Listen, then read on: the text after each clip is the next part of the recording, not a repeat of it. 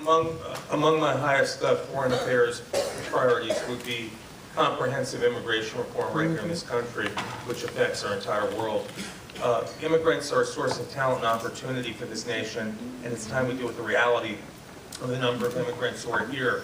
It's what we have now is a classic example of Congress failing to do its job. We need to stop deportations until Congress does that job and passes a bill. A high percentage of Northern Virginia's technology entrepreneurs are foreign-born, and we send many of them home, many who could be entrepreneurs, home after they're students here.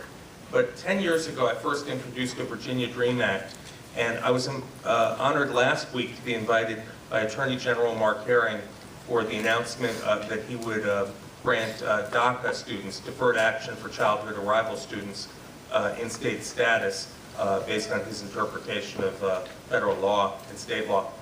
You know, again, we need to seek out unlikely allies to make things happen. For me, I would seek out Congress people from agriculturally conservative districts who rely on immigrant labor. I would seek out business-oriented members from conservative districts who rely on immigrants for their businesses, and I would seek out people who represent industrial districts as well. Among the other foreign policy priorities that I want to mention is our defense budget. You know, Congress is requiring projects the Pentagon doesn't want, and wrongly, before major weapons systems are cut, research and development and training right here in Northern Virginia are at risk.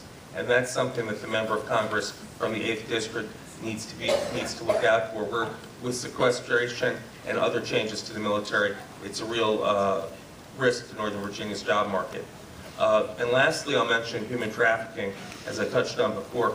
I worked with conservative members of Congress, from Frank Wolf and former Congresswoman Thelma Drake on this issue. And it's not just foreign. We have 200,000 estimated U.S.-born people trafficked in this country. In Arlington, along Columbia Pike, we had girls sold door to door. We had in Alexandria a hotel on Washington Street in Old Town where women were trafficked. And in Fairfax, we had high school girls who were trafficked as well. There are more people enslaved around the world today than at the peak of the United States slave trade. 200,000, or more than 200,000 overseas. Thank you.